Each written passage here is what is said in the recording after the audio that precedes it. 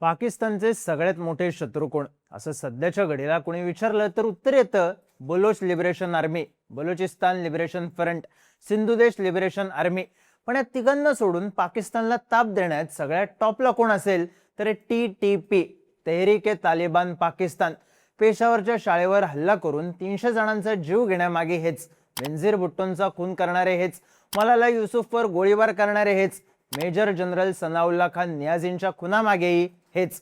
एवढंच नाही तर धुरंधरमुळे चर्चेत आलेल्या इन्स्पेक्टर चौधरी असलमला संपवणारेही हेच. काही करून पाकिस्तानात अफगाणिस्तान सारखं तालिबान सरकार आणायचं हा यांचा उद्देश. पण हा उद्देश साध्य करण्यासाठी TTP आता थेट भारतात पोहोचल्याची चर्चा आहे. मूळचा कोलकात्याचा असलेला असफुल मलिक नावाचा तरुण TTPचा स्लीपर सेल बनला आणि थेट पाकिस्तानी आर्मीवर हल्ला करायला निघाला. पण बँगलोर पोलिसांनी त्याला आधीच अटक केली आणि पाकिस्तानचा बदला घेण्याचा त्याचा प्लॅन फसला.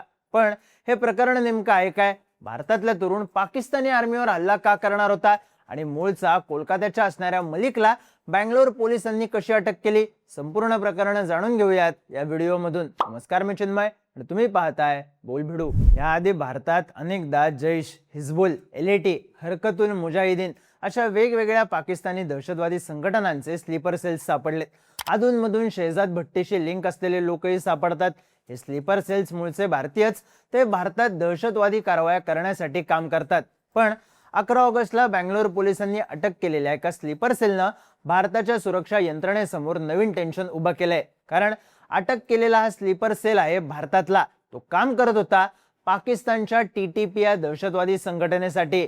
पण तो हल्ला करणार होता पाकिस्तानी आर्मीवर. पश्चिम बंगालच्या उत्तर 24 परगणा जिल्ह्यात राहणारा असफुल आबेद मलिक नावाचा 25 वर्षांचा तरुण काही महिन्यांआधी तो कामाच्या शोधात बँगलोरला आला. एका ओळखीनं त्याला एका कंपनीत सिक्युरिटी गार्डची नोकरी मिळाली. मग तो जवळच असलेल्या APC सर्कल जवळच्या केरा प्रकाश बिल्डिंग मध्ये भाड्यानं राहायला लागला. रोज कामाला जाणं आणि कामावरून सरळ रूमवर येणं हा त्याचा दिनक्रम. असफुल मलिकला बघून तो एक शांत आणि कामाशी काम ठेवणारा पोरगा आहे असंच सगळ्यांना वाटायचं. पण त्याच्या डोक्यात वेगळंच काहीतरी सुरू होतं. माध्यमांमध्ये आलेल्या बातम्यांनुसार असफुल हा गेल्या काही काळापासून पाकिस्तानमधली दहशतवादी संघटना तेहरीक ए तालिबान पाकिस्तानचा हँडलर इम्रान अहिंदर सोबत कॉन्टॅक्टमध्ये होता. काही महिन्याआधीच अहिंदरनं त्याच्याशी फेसबुकवरून संपर्क केला. आता त्याचाही पॅटर्न बाकीच्यांसारखाच. भारतातल्या तरुणांना सोशल मीडियाच्या माध्यमातून घेरायचं, त्यांना मुस्लिमांवर अत्याचार होत आहेत असं सांगून भडकवायचं आणि मग त्यांच्याकडून दहशतवादी कारवाया घडवून आणायच्या. असफुल मलिकच्या बाबतीतही हेच झालं. इम्रान अहिंदरनं असफुलला धार्मिक कट्टरतेतून आपल्या TTP या संघटनेत ऑनलाईन रिक्रूट केलं. तो नेहमी असफुल मलिकला फेसबुकवरून टेक्स्ट आणि व्हॉइस मेसेज करायचा आणि भडकवण्याचं काम करायचा. पण इम्रान अहिंदरनं असफुलला भारतातल्या नाही तर पाकिस्तानमधल्या मुस्लिमांवर होत असलेल्या अत्याचाराच्या विरोधात भडकवलं.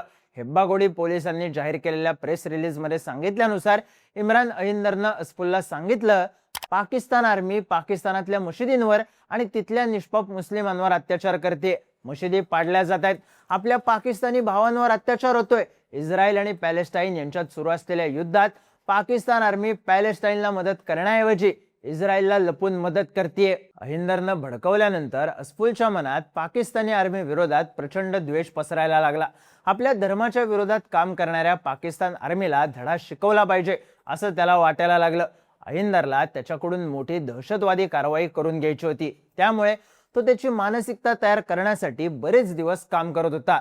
मग असफुल मोठी कारवाई करण्यासाठी पूर्णपणे तयार आहे हे कन्फर्म झाल्यावर अहिंदरनं त्याला ट्रेनिंग घेण्यासाठी अफगाणिस्तानला बोलवून घेतलं. असफुलही तयार झाला. त्यानं अफगाणिस्तानचा व्हिसा मिळवण्यासाठी अप्लाय सुद्धा केलं. पण नंतर पैशांच्या अडचणीमुळे आणि घरच्या जबाबदाऱ्यांमुळे तो गेला नाही असं पोलिसांनी माध्यमांशी बोलताना सांगितलं. आता त्यानं अफगाणिस्तानला जाण्याचा प्लॅन कॅन्सल केला असला तरी तो अजूनही अहिंदरच्या कॉन्टॅक्टमध्ये होता. तो कामात असतानाही व्हॉइस मेसेज करून पाकिस्तान आर्मीच्या विरोधात आपला राग व्यक्त करायचा, ज्यावरून तो पुन्हा काहीतरी जुळणी करून अफगाणिस्तानला जाणार असल्याच्या शक्यता होत्या. पण इंटेलिजन्सला त्याच्या सोशल मीडियावरच्या हालचालींवर शंका आली. त्यांनी ही माहिती बँगलोर पोलिसांना दिली.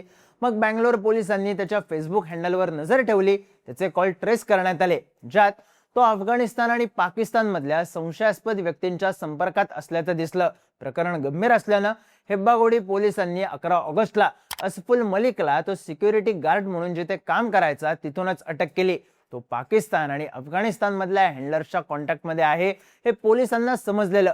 या आधीच्या प्रकरणांमध्ये असे स्लीपर सेल्स भारताच्या विरोधात कारवाई करत असल्याचे प्रकार उघड झाले. त्यामुळे असफुलच्या बाबतीतही तसंच काहीतरी असावं असं पोलिसांना वाटलं. पण त्याचा मोबाईल चेक केल्यानंतर तो भारताच्या नाही तर पाकिस्तानच्याच विरोधात कट रचत असल्याचं कळलं आणि पोलिसही चक्रावून गेले. आता एक प्रश्न पडला असेल, ही TTP नावाची दहशतवादी संघटना पाकिस्तानचीच असताना पाकिस्तानच्याच विरोधात कारवाई का करते आणि तिचं काम अफगाणिस्तानमधून का चालतं? तर सोप्या भाषेत सांगायचं तर तेहरीक-ए-तालिबान पाकिस्तान या संघटनेला पाकिस्तानात अफगाणिस्तान सारखं तालिबान सरकार आणायचंय. त्यांना काहीही करून पाकिस्तानमधली लोकशाही संपुष्टात आणायची आणि संविधान काढून शरिया कायदा लागू करायचा आहे. हे उद्दिष्ट साध्य करण्यासाठी TTP कुठल्याही थराला जाऊ शकते. त्यांच्या या विचाराला पाकिस्तान सरकारचा विरोध आहे. या संघटनेला सगळ्यात आधी पाकिस्ताननंच दहशतवादी संघटना म्हणून घोषित केलं होतं.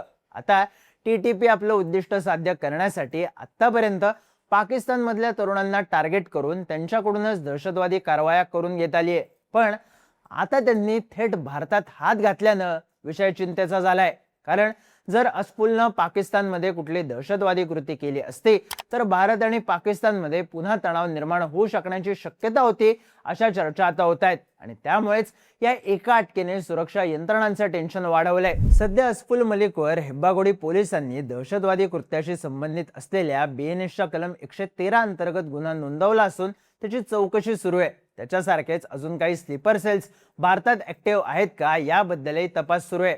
पण भारतातला तरुण पाकिस्तानमधल्या लोकांवर होणाऱ्या अत्याचाराचा बदला घेण्यासाठी पाकिस्तानच्याच आर्मीवर हल्ला करण्याच्या तयारीत असल्याचं समोर आल्यानं आणि अफगाणिस्तानमधून थेट भारतात स्लीपर सेल ऍक्टिव्ह झाल्यानं या प्रकरणाची बरीच चर्चा होतीये.